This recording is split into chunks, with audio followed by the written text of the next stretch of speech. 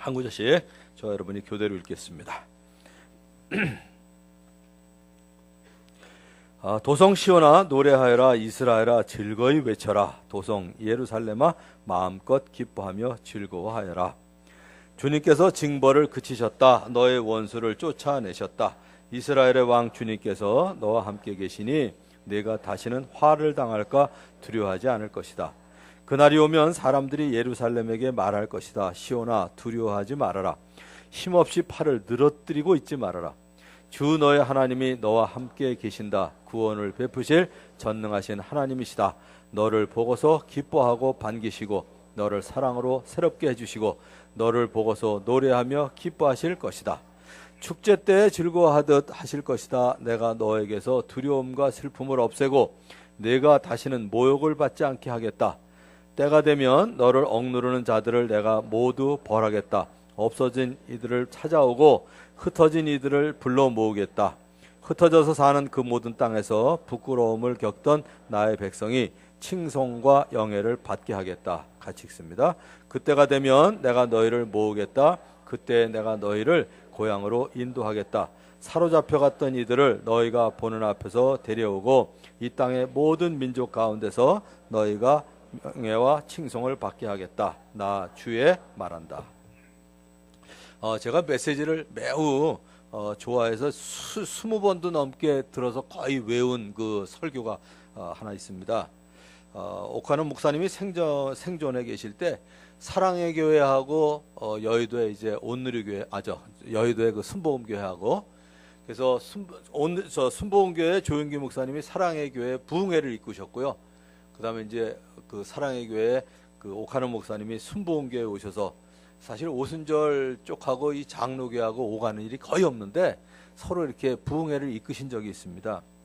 근데 그때 조영기 목사님의 설교 테이프가 얼마나 재미있는지 제가 아무튼 20번도 더 듣고 아무튼 거의 외웠던 내용이 있는데 거기에 이런 간증이 있었어요. 저는 오순절 교회의 목사지만 칼뱅주의자입니다. 설교를 그냥 이제 제가 옮겨 썼어요. 우리는 신앙 고백을 장로교와 똑같이 합니다. 내가 어떻게 해서 예수를 믿었을까 생각해 볼 때 장로교에서 말하는 하나님의 선택, 불가항력적인 은혜 말고는 도무지 설명할 길이 없습니다. 그래서 저는 자연히 장로교 신자와 같은 고백을 합니다. 폐병에 걸려 다 죽어가는 산송장이나 다름이 없는 새파란 10대 후반의 소년에게 무슨 희망이 있었겠습니까? 누가 그런 사람에게 관심을 가지겠습니까? 그런데 하나님께서 누군가를 보내시어 예수를 믿게 하시고 더욱이 세계에서 제일 큰 교회 담임 목사로 세우시고 5대양 6대주를 다니면서 복음을 전하도록 하신 것을 가만히 생각해 보면 이것은 하나님이 좋아서 무작정 하신 일이지 나에게 어떤 좋은 것이 있어서 그것 때문에 하셨다고는 도무지 생각할 수 없습니다. 그래서 저는 이 은혜가 너무 감격스러워서 지금도 시간이 나면 뛰어다니면서 복음을 전하기 원합니다. 이런 간증이셨어요. 그런데 조 목사님의 이 믿음의 고백이 우리 모든 사람의 고백이 되기를 소원합니다. 사실 우리 각 사람이 예수님을 믿은 과정을 생각해 보면 조 목사님과 비슷한 경험들이 다 있으실 것입니다. 우리들도 뭐 믿지 않으려면 얼마든지 믿지 않을 수 있는 사람이었어요. 지금 믿는 사람이 우리나라에 몇 %나 되나요? 많아봐야 5분의 1이에요. 그냥 적게는 10분의 1 정도. 그러면 10분의 1 안에 들어가기가 쉬운가요? 10분의 9 속에 있기가 쉬운가요? 근데 우린 10분의 1 안에 들어있거든요. 이것만 해도 큰 은혜죠. 그것도. 특별히 저 같은 사람은 기독교에 대해서 심한 거부 반응을 가지게 되는 경험들이 있었고 그래서 기독교를 매우 싫어할 정도였기 때문에 더 그랬습니다. 저희 집은 뭐 믿는 사람이 하나도 없었고요. 여러 번 얘기해서 아시겠지만 완전히 뭐 저는 20년 동안 우리 할머니하고 절에 다녔고 제 꿈이 아무튼 조상 숭배하고 착하게 사는 거 이 두 가지였어요. 오죽하면 조상 숭배였겠어요? 거의 뭐 우리 할아버지 앞에 편찮으시기만 하면 푸닥구리를 했었고요. 계속 그랬었는데 더구나 이제 우리 어머니 돈을 떼어잡수신 교회 여 집사님 때문에 사실 더 믿기 어려웠던 사람인데 그런데 어떻게 그렇게 저의 심정과 성격을 잘 파악하시고 믿음의 길로 들어서게 하셨는지 생각할수록 신기할 때가 참 많습니다. 오늘 아침에도 제가 그 생각을 했어요. 아침에 오면 이제 저는 8시까지 와서 1시간 정도는 꼭 준비하고 기도하고 그렇게 올라오는데 오늘 아침에도 그 생각이 들더라고요. 감사합니다. 그 기도를 하다가 내가 만일에 믿고 있지 않았으면 나는 어떤 삶을 살았을까 이 생각을 해봤어요. 믿고 있지 않았다면 어떤 생각을 했을까? 어떤 삶을 살았을까? 그냥 간단히 끝나더라고요. 전 술을 엄청 마셨을 거예요. 그거는 분명해요. 왜냐하면 우리 집은 말을 못하는 집안이거든요. 제가 지금 설교를 하니까 말 못하는 집안이라는 게 이해가 안 가시겠지만 우리 집은 뭐였다 그러면 둘 중에 하나예요. 텔레비 보든지 술 먹든지. 할 말이 없으니까 텔레비 보든지요. 아니면 술이 한 2병 들어가야 그 다음에 말이 나오거든요. 그런데 여러분들에게도 여러 번 얘기한 것처럼 전 초등학교 6학년 때부터 술을 마셨잖아요. 왜냐면 우리 집이 큰 집이라 술을 꼭 담가 먹었는데 술 담그고 나면 모두 찌꺼기가 있잖아. 그게 밤 11시만 되면 간식이었어요. 우린 중학교 때 시험 보기 때문에 보통 1시에 자고 그러는데 11시만 되면 옛날 한옥은 운묵에서 걸레가 얼었거든요. 그러니까 한 대접을 아무튼 그 모주를 먹고 나면 1시까지는 얼큰한 게 아무튼 후끈해요. 그래서 간식으로 그걸 언제까지 먹었냐? 대학교 입학시험 준비할 때까지 먹었으니까 7년을 먹었어요. 대학교 때 신입생 환영식을 가는데 소주 2병을 먹어도 아무 반응이 없더라고요, 제가. 그래서 엄청 먹었을 거예요. 술 마시고 나면 뭐 했을까요? 전 2가지는 반드시 했을 것 같아요. 제가 누구 일을 사양을 못하고 거절을 못하기 때문에 보나마나 뻔해요. 부정 엄청 저질렀을 거예요. 누가 갖다 주는 거 그거 거절 못해서 받아먹고 아무튼 언제 걸려도 걸렸을 거고요. 더더욱 건강한 남자인지라 여자 분명히 건드렸을 거거든요. 이 2가지 안 한 것만 해도 제가 예수 믿은 거 전 진짜 감사해요. 진짜 감사해요. 오늘 본문을 기록한 스바냐가 선지자로 활동하던 때가 언제냐면 유다 왕국의 우상 숭배가 극에 달하였을 때였습니다. 유다 최악의 왕이었던 누구를 기억하시나요? 므낫세죠. 므낫세. 이 므낫세가 뿌린 배교와 문화적인 전통으로 인해서 나라 내 형편이 그렇게 악할 수가 없었어요.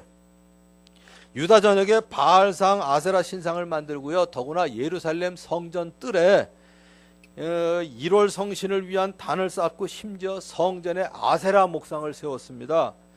하나님은 죄를 참아보실 수 없을 정도로 엄격하신 분이십니다. 그래서 하나님께서 스바냐로 하여금 죄악이 가득한 유다에 그리고 이방 나라들에 대해서도 하나님의 진노가 있을 것을 예고하셨습니다.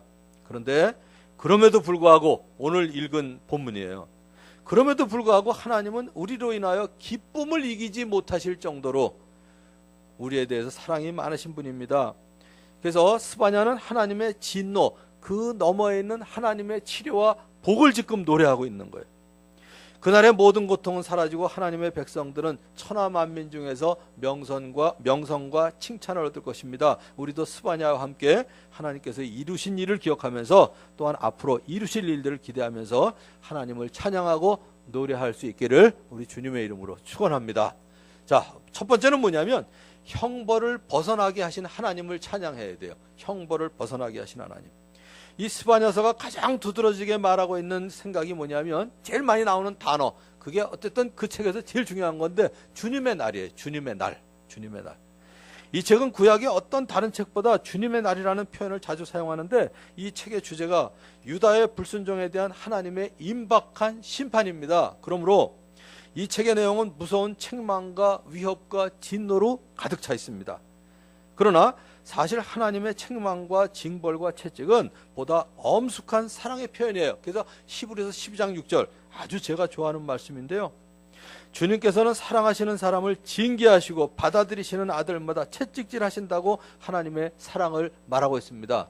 그런데 채찍과 회초리, 징벌을 얘기하는데 채찍질을 얘기하는데 왜 제가 좋아하는지 배경을 조금 설명드릴게요.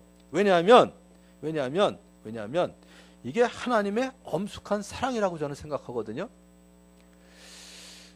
지금은 이제 6년 전에 95세로 세상을 떠나시긴 했지만 저희 아버님 얘기를 좀 하자면 저희 아버님은 자녀들하고 이야기를 하신 적이 없으세요. 시험을 보고 와서 성적표를 갖고 가면 이번엔 잘했구나. 이번엔 조금 게을리했구나. 말이라도 좀 해주시면 좋은데 저희 아버님은 회사에서 돈 벌어오시는 거 외에는 우리하고 말을 한 적이 없어요. 성적표 갖고 오면 제가 지금도 기억나는 게 뭐냐, 이렇게 하면 끝이에요. 오른쪽 두 번째 서랍에 도장 갖고 와라. 옛날엔 꼭 도장 찍어서 갖고 갔잖아요. 그 도장 갖다 드리면 그냥 꾹 하고 그냥 끝이에요. 잘했다, 못했다, 칭찬이 없으셨고, 뭐 꾸중도 없으셨어요. 오죽하면 제가 딱 하나 지금 사진 가지고 있는 게 있는데, 전 그 사진만 보면 너무 좋은데, 뭐냐면 남산 팔각정에서 아버지하고 제 동생하고 셋이 사진 찍은 거. 그걸 제가 좋아하는 이유가 뭐냐면, 그래도 그나마 아버지의 관심을 얻었던 건데, 옛날에는 결혼식 가면은 왜 이렇게 밥을 먹는 게 아니라 모찌를 한 상자씩 줬죠. 지금 끄덕끄덕 하신 분은 이제 저하고 세대가 같으신 분이에요. 여긴 거의 없나 봐. 우리 김남인 지사님은 기억 많으시죠? 모찌 상자. 근데 그날따라 우리 아버지가 제가 싫어하는 일을 하셨어요. 뭘 하셨냐면, 이 축의금 낸 사람한테 모찌를 하나 주는 건데, 옛날에는 어떻게 했냐면 먹을 게 별로 없으니까 애들을 데리고 가. 그래갖고 얘도 하나 주라고. 그래서 제 거 하나, 제 동생 거 하나, 그래서 모찌 3개 받으시려고 둘을 데리고 가신 거야. 난 그게 너무 싫거든요. 난 돈도 낸 거 없는데 나도 하나 주라고 그래서 그거 들고, 그래서 3개를 들었는데, 그날 왜 제가 감격을 했냐면, 우리 아버지가 남산 팔각정으로 올라가셨어요. 저희 둘을 데리고. 그런 일이 없었는데. 그래갖고 모찌 한 상자를 까먹고 2상자를 가지고 집에 왔던 기억이 나는데, 오죽 말이 없으시고 함께 하지 않으셨으면 그거 하나가 기억이 나겠냐고요. 그러니 히브리서 12장 6절이 나는 너무 좋아요. 여기 징계하고 받아들이시는 아들마다 채찍질 하시는 것도 뭐냐면, 채찍질 하시는 이유는 받아들이시는 거고, 징계하는 건 왜 그래요? 사랑하기 때문에. 그러니까 여기 징계하고 그 채찍질 하시는 거는 하나님의 엄숙한 사랑이죠. 엄숙한 사랑이에요. 모르겠어요. 그래서 한국말로 표현하자면, 저는 한이 맺혀서, 우리 집안이 그렇게 뭐 자상한 집안이 아닌데, 제가 우리 아들한테 아무튼 자상하고 지금도 목욕같이 가고 뭐 그러는 거는 그때 아마 한이 맺혀서 그런 것 같아. 우리 아버지한테 못 받은 사랑을 애들한테도 한번 쏟아보고 싶어서. 제가 예수님 믿고 난 다음에요, 제일 못했던 말이, 하나님 소리는 하겠는데 아버지 소리는 내가 못하겠더라고. 아버지 그러면 이렇게 좀 사랑이 느껴지고 그래야 되는데, 하나님 아버지 그러면 느낌이 없는 거야. 하나님 소리는 하겠는데 아버지 소리 오랫동안 못했었어요. 아버지 그러면 너무 어색해가지고. 아무튼 여기 보면, 그래서 부모가 자녀에게 책망하고 회초리를 대는 것 역시 엄숙한 사랑의 표현입니다. 때문에 스바냐서의 처음 부분은 슬픔과 어둠으로 가득 차 있지만, 오늘 본문이 노래하고 있는 것처럼 마지막 부분은 구약 성경 가운데서도 가장 아름다운 노래로 끝이 나요. 하나님이 우리로 인해서 기쁨을 이기지 못하신다. 이거 얼마나 신나요? 그리고 주의 날은 하나님을 떠나 우상을 숭배하고 불의를 행하는 모든 자들에게 심판을 내리는 날이지만, 역시 하나님의 구원의 은혜가 베풀어지는 날이기도 합니다. 구원의 대상은 결코 이스라엘 백성에게 제한되지 않습니다. 누구든지 하나님의 이름을 부르는 자는 하나님의 백성이 되고 구원을 얻을 수 있습니다.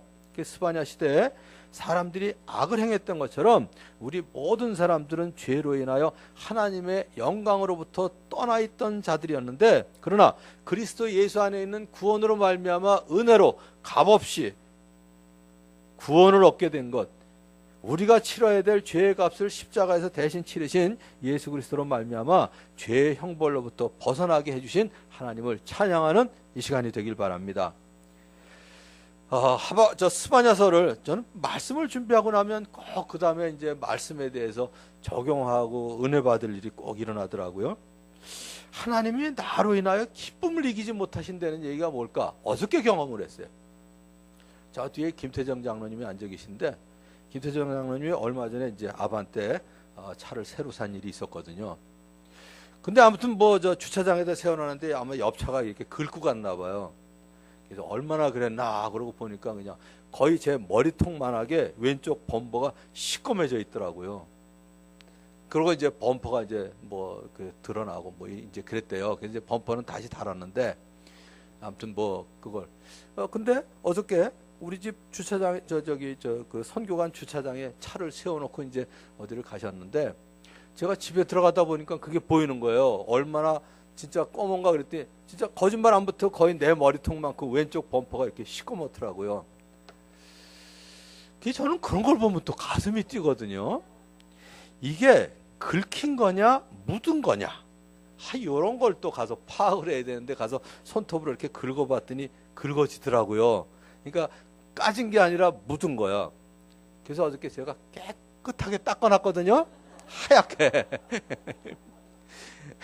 하얗게 닦아놓고 어저께 이제 비가 와서 맑은 날 내가 코팅까지 해줘야 되겠다 이제 벼르고선 그러고서 이제 그 우리 김태정 장로님이 어디 갔다가 오면서 그게 마침 앞머리 그 묻은 그 시꺼매진 범퍼가 앞쪽으로 있기 때문에 이렇게 차 타려고 가다 보면 내 차 아닌데 이럴 거 아니에요? 시꺼멓은 게 없어졌으니까.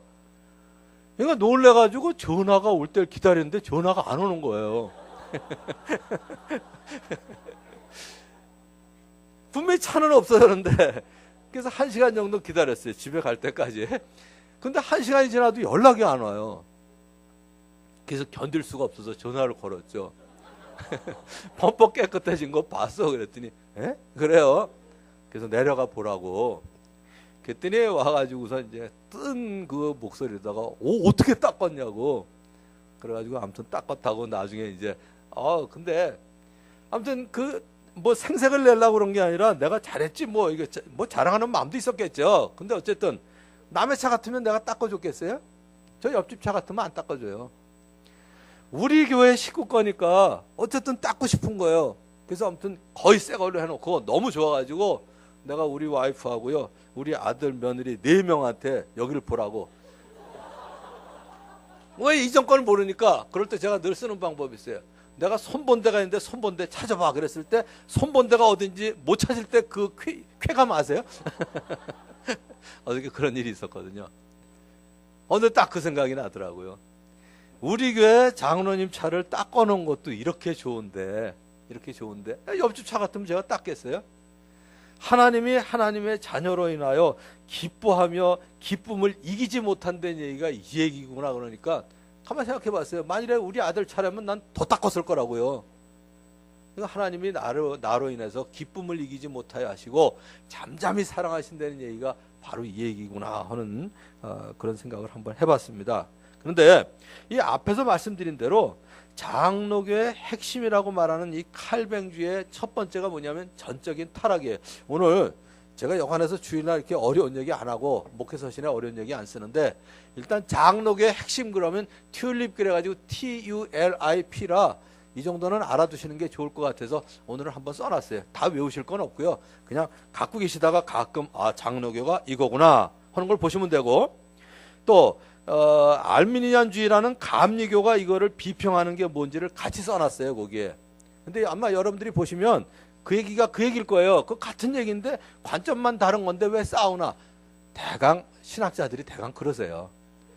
관점만 다른 거지 똑같은 얘기인데 그거 가지고 싸우는 거예요. 그래서 여러분들이 읽어보시면 그 얘기가 그 얘기예요. 오늘 조금 설명을 드릴게요. 그래도 뭐냐면 칼뱅주의 첫 번째는 뭐냐면 전적인 타락입니다. 인간은 전적으로 타락했기 때문에 구원을 받는 데는 전적으로 무능하고 무력화되는 거예요. 인간은 너무도 타락했기 때문에 스스로의 힘으로는 구원받을 수 없는 존재다. 이 얘기입니다. 전적인 타락이에요. 맞을까요? 틀릴까요? 맞죠? 그런데 알미니안주의자들이 주장하는 건 뭐냐면 전적으로 타락했더라도 하나님이 기본적으로 우리에게 주신 양심이 있지 않냐. 맞아요? 틀려요? 맞죠? 맞아요. 그 얘기 맞는데 그러면 전적인 은혜냐 우리의 의지냐 이거 가지고 싸우는 게 이제 둘인데 우리가 분명히 알아야 될 건 뭐냐면 신학교에서 이런 문제가 나왔어요. 칼뱅주의의 반대는 누가 뭐라고 썼냐면 알미니안주의 이렇게 썼단 말이에요. 그거 틀린 얘기예요. 칼뱅주의의 반대는 사탄이에요. 그죠? 알미니안주의의 반대는 뭐예요? 그것도 사탄이에요. 칼뱅주의하고 알미니안주의는 형제지간이에요. 장로교하고 감리교하고 적이에요? 아니에요. 친구고 형제지간이에요. 신앙만 다를 뿐이지. 이렇게 여러분들이 생각하시면 제일 좋아요. 여러분들이 하나님을 믿으신 건 전적인 은혜예요? 여러분들의 선택이에요? 여기 벌써 두 파가 나온다. 그런데 이게 사실은 두 개 같은 얘기예요. 이렇게 보시면 돼요. 제가 이렇게 설명을 하면 제일 쉬울 것 같습니다. 제가 하나님을 믿게 된 거 무슨 말씀 때문에 믿었냐면 하나님 나라에 들어가는데 이렇게 아치가 있어요. 아치가. 아치에는 문구가 써 있죠. 수고하고 무거운 짐자들아 다 내게로 오라. 그리하면 너희 마음이 쉼을 얻으리니. 그 말씀이 좋아서 내가 선택해서 들어갔어요. 내 의지로. 그죠? 내가 결정하고 들어갔어요. 그러고 난 다음에 아치 뒷면을 봤더니 뭐라고 써 있냐면 내가 너를 택하여 구원하였노라. 이렇게 써 있는 거예요. 어느 말이 맞아요? 아치 양쪽이 다 맞는 거예요. 나는 내가 들어간 줄 알았는데, 내가 선택해서 들어간 줄 알았는데 지금 45년 동안 예수님을 믿고 보니까 야, 이건 내가 진짜 하나님을 선택할 만한 그런 심성이 나한테 없었어요. 근데 하나님이 어떻게 해요? 무조건적으로 나를 선택해 주셔서 들어가도록 만드셨더라고요. 지금까지 지내오니까 그 길을 들어오게 한 게 내 선택인 줄 알았는데 그 길을 들어오도록 선택하도록 하신 것도 결국은 하나님의 은혜였구나, 이런 생각을 하게 된다 이거죠. 자, 한번 보세요. 제가 처음에 교회라면 아무튼 발을 들여놓지 않으려고 작정을 했었는데 할 수 없이 목구멍이 포도청이라 들어갔어요. 왜냐하면 방학 때면 어쨌든 아르바이트를 해서 돈을 벌어서 등록금을 대야 되는데, 교회 다니는 우리 방성기라는 친구가 교회에서 과외 공부시킬 학생 4명을 소개시켜주는 바람에 제가 처음 교회 벤치에 앉았거든요. 그것도 그 당시에 유명한 김희보 목사님의 딸과 그 친구 3명을, 그것도 김희보 목사님 댁에서 과외를 시켰어요. 아까도 얘기했죠. 저는 조상 숭배하고 무조건 착하게 살아야 된다는데, 자, 착하게 살려면 과외 공부 시킬 학생들을 소개받았으면 그 교회 나가줘야 돼요? 안 나가야 돼요? 아니, 왜 웃으세요? 이 고민이 생긴 거예요. 나가줘야죠. 그래서 저는 나가줬지 나가질 않았어요. 나가줬어요. 나가줬어. 그래서 절대로 찬송가 안 부르고, 그런데 나가주려니까 치사하잖아요. 그 과외 공부 때문에 나간다는 게. 그래서 제 나름대로 합리화시킨 게 뭐냐면, 내가 그래도 지성인인데 무작정 기독교를 반박하는 건 올바른 태도가 아니다. 알고 반박하자. 그래서 연구하려는 자세로 들어갔다고요. 그래서 절대로 찬송가 안 부르고, 기도하는 시간에 눈 뜨지 않고, 눈 감지 않고 그러서 했거든요. 그게 1970년 1학년 겨울방학 12월 13일이었는데, 그때부터 이제 크리스마스 장식을 하는 거예요, 교회에. 근데 제가 아무튼 뭐 만드는 걸 좋아하잖아요. 그래서 믿지도 않는 녀석이 밤을 새워가면서 장식을 했어요. 그때는 아무튼 크리스마스 카드에 거의 있는 게 뭐였었냐면 커다란 종하고 리본이 있는 그림이었습니다. 근데 갑자기 그 생각이 나는, 큰 아치가 있었는데 그 밑에 커다란 종을 만들면 되겠다. 그래서 철사를 사다가 큰 종을 만들고요. 그 다음에 이제 창호지 가지고 쫙 붙이고, 그 안에 100와트짜리 그 전구를 가지고 딩 하는 걸 만들었는데, 아무튼 잘 만들었나 봐요. 그 다음날 없어졌더라고요. 남산 밑에 있는 그 유명한 해병대가 뛰어갔더라고, 그거. 그 부대 안에 걸려있는 걸 봤거든요. 이런 걸 뭐라고 그래요? 그 사람들은 도둑질이라고 안 그래요. 위치 이동이라고 그래요. 위치 이동.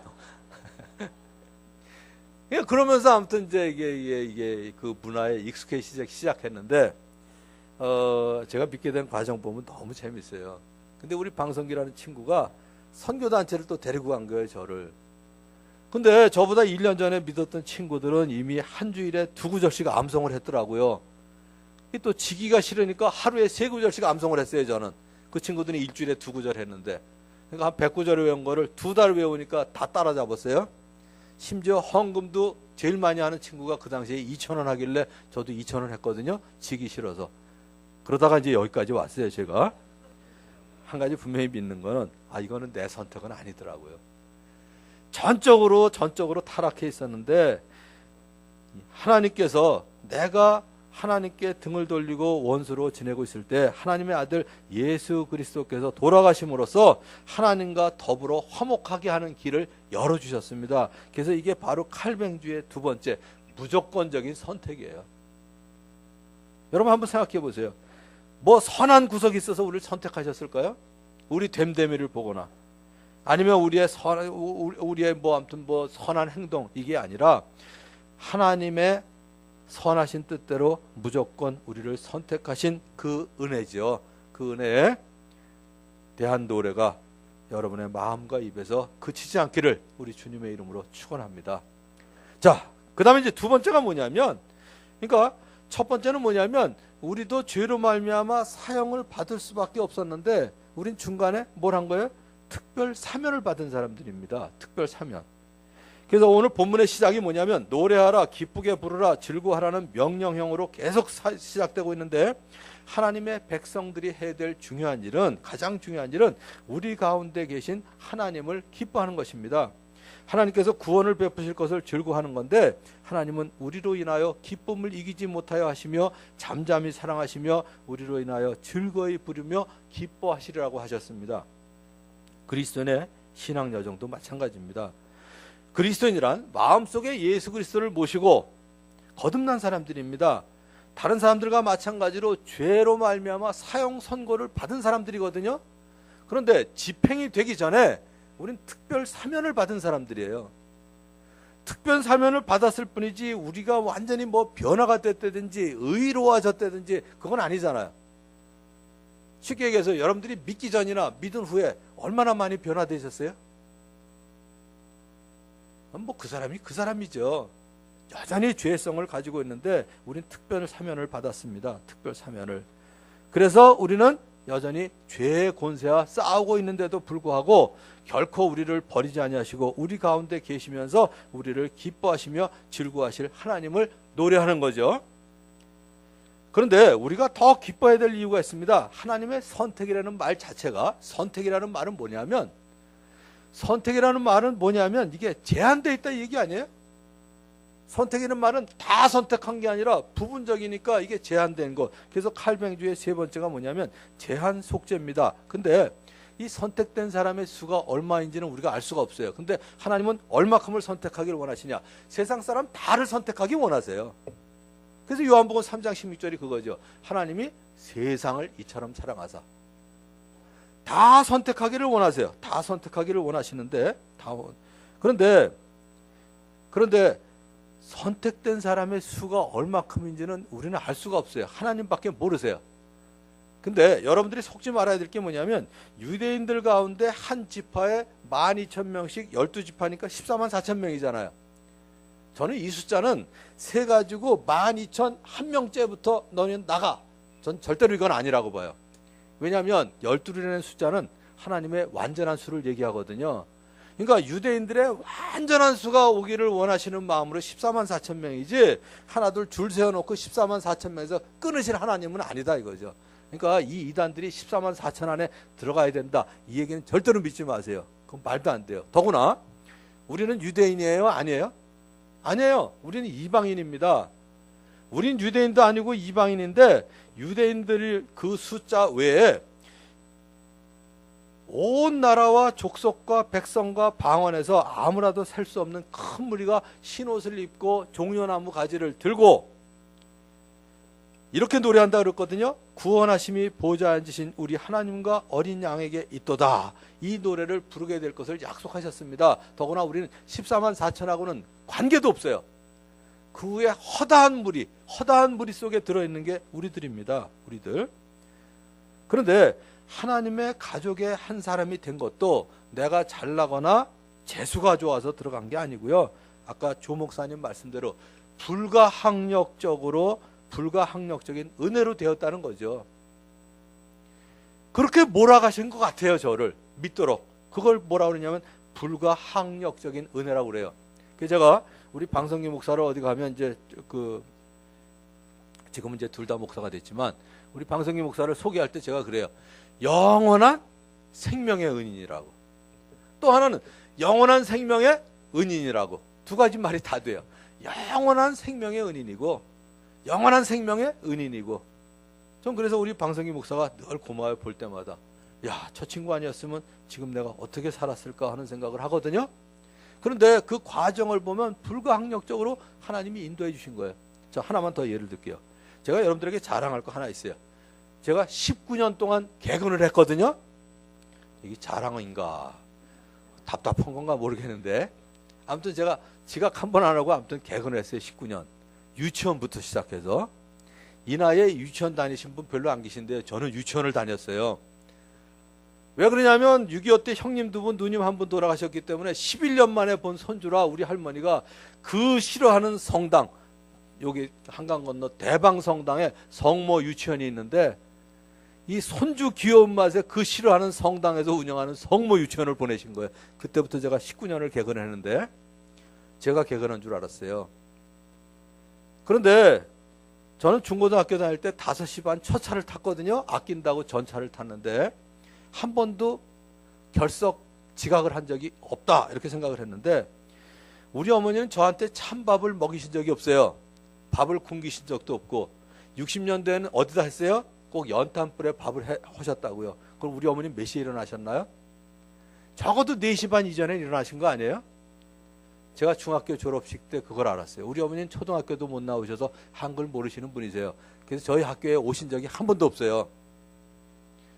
뭐 군대 갔을 때 면회도 한 번 안 오셨고 중학교 졸업식 때 은메달 하나를 받았는데 개근했다고 그때서야 철이 나더라고요. 이게 내가 개근한 게 아니라 어머니가 개근하셨구나. 그러고 집에 와서 울면서 어머니 목에 걸어드렸거든요. 어머니가 개근하셨습니다. 그러고 내가 무슨 개근하니? 네가 개근했지? 우리 어머니가 그러셨어요. 누구 말이 맞아요? 어머니가 개근하셨어요? 내가 개근했어요? 손들기 할까요? 오른손 왼손? 제가 보기에는 우리 어머니가 개근하셨어요. 불가항력적으로 개근하도록 만드셨어요. 우리 어머니가. 왜 그걸 하냐면 그 4시간밖에 잠 못 잘 때니까 얼마나 졸려요. 그러니까 밥을 한 숟갈 딱 넣으면 그 시간이 아까워요. 씹는 시간이. 그래서 제가 꼭 들어넣었어요. 들어넣어서 씹자고. 씹는 시간을 아끼려고. 그럼 씹었을까요? 곧바로 잠이 들죠. 밥 먹을 때면 우리 어머니가 한두 번 깬 게 아니야. 너 그러다 늦는다.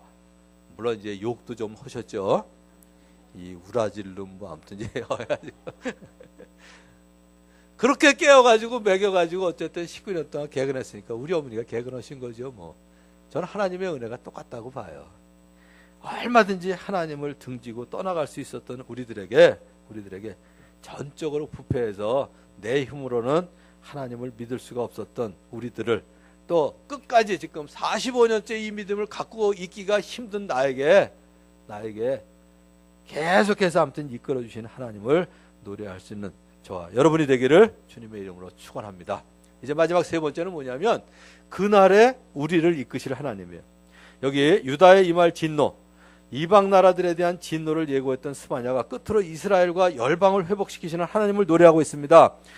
이스라엘의 회복에 대한 가장 놀라운 약속과 훗날에 있을 하나님의 정결한 백성의 행복한 상태를 노래함으로써 스바냐서를 끝맺고 있습니다. 그들은 그들 가운데 계시는 하나님을 보시고 그들의 땅에 거하게 될 얘기가 오늘 15절부터 17절이요. 그런데 그날에 이스라엘은 회복될 것이며 하나님의 정결한 백성들은 그들 가운데 계시는 하나님을 영원히 모시고 살게 될 터인데 그때 그들은 모든 나라들 가운데 기쁨이 되며 하나님께서 아브라함에게 약속하신 대로 이루어 주신 것을 노래하게 될 것입니다. 오늘 본문에 표현된 기쁨은 유다의 남은 자들이 바벨론 포로 후에 돌아오는 날을 가리키는 것 외에 다른 뜻이 하나가 내포되어 있습니다. 이러한 일들은 주께서 친히 다윗의 보좌에 앉으시는 날, 즉 그의 백성들이 세계 각 곳에서 모여드는 그날에 있을 기쁨을 가리킨 것입니다. 그게 바로 오늘 읽은 19절이에요. 이 예언은 그리스도께서 이 세상에 다시 오셔서 큰 권세와 영광으로 다스리게 되실 때 성취될 것입니다. 그날에는 하나님의 백성들이 세계 각 곳에서 모여들게 될 거고요. 그때는 더 이상 죄의 존재가 없는 곳에서 사망과 고통과 슬픔이 없는 곳에서 살게 될 것입니다. 주의 날에 이 세상에 다시 오셔서 큰 권세와 영광 중에 다스리게 되실 하나님을 노래하는 저와 여러분이 되시길 바랍니다. 그런데 한 가지 분명히 약속은 뭐냐면 요한복음 6장 37절이에요. 아버지께서 내게 주시는 사람은 다 내게로 올 것이요 또 내게로 오는 사람은 내가 물리치지 않을 것이다. 한 번 선택한 사람은 어떤 경우에라도 결코 내어쫓지 않고 구원하시는 것이 하나님의 뜻이다. 이 얘기인데 이게 이 칼뱅주의 5번째 성도의 견인이라는 거예요. 견인.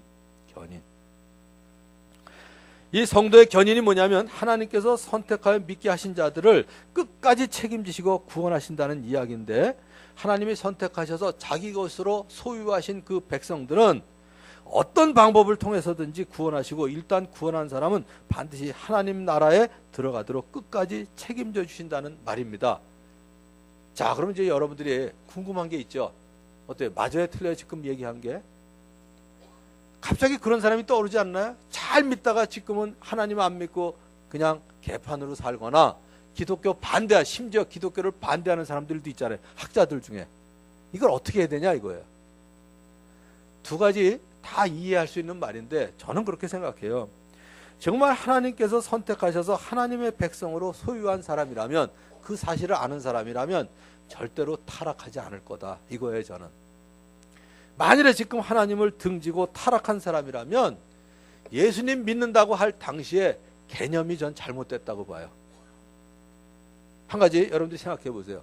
이 알미니안주의들이 이제 공격하는 게 바로 그건데, 하나님께서 일단 선택하신 사람은 끝까지 책임져 주신다 이렇게 하면 그 사람은 엉망으로 살까요? 더 헌신적으로 살까요? 하나님이 택하신 사람이라 할지라도 그릇되게 죄 가운데 살면 하나님이 얼마든지 내치신다 이렇게 얘기하면 더 열심히 살까요? 내쳐지지 않으려고 열심히 살까요? 엉망으로 살까요? 두려움 가운데 열심히 살 수도 있겠죠. 두려움 가운데 열심히 또 살 수 있겠죠. 그러나 제가 보기에는 하나님께서 정말 택하시고 구원해 주신 분은 하나님께서 끝까지 견인해 주실 걸 전 믿습니다. 만일에 중간에 등지고 하나님을 배격하고요, 그럴 사람이라면 처음에 교회를 나왔다 하더라도 진정한 구원의 확신은 없이, 예를 들어 저 같으면 복음 듣기 전에는 어떻게 했어요? 교회 문화가 좋아서, 친구들하고 노는 게 좋아서, 교회에 크리스마스 때 장식하는 게 좋아서 다녔거든요.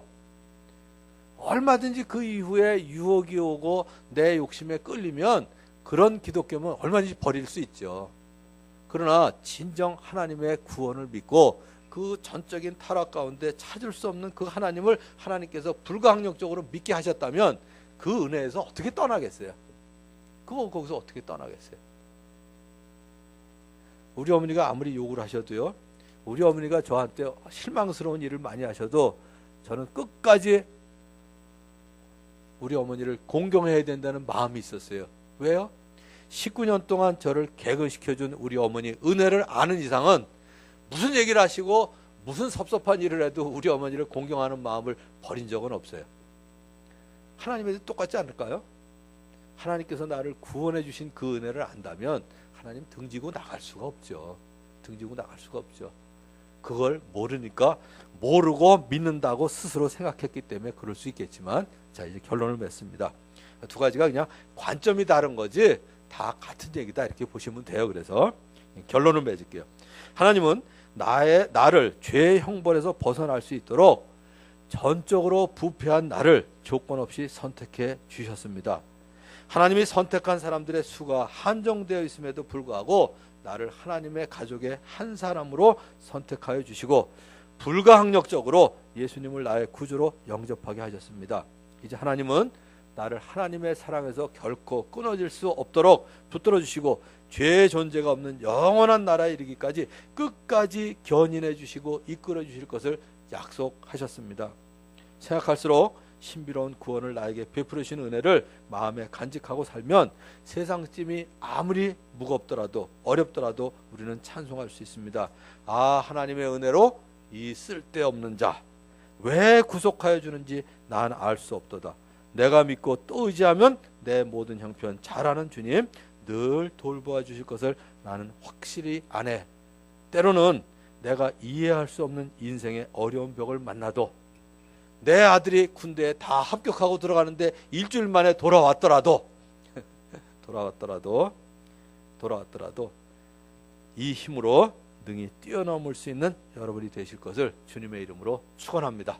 자, 오늘은 기도를 우리 찬양으로 하겠습니다. 이제 310장 찬양할 터인데 오늘은 찬양하는 동안에 기도 제목이 있는 분들, 또 예수님 믿기 원하시는 분, 세례받기 원하시는 분, 또 새로운 다짐이 있어서 재헌신하기 원하시는 분들은 앞에 나와서 기록해 주시면 제가 여러분과 기도하고 또 일주일 동안 집중해서 기도하도록 하겠습니다. 다 같이 일어나셔서 우리의 기도를 310장으로 드리겠습니다.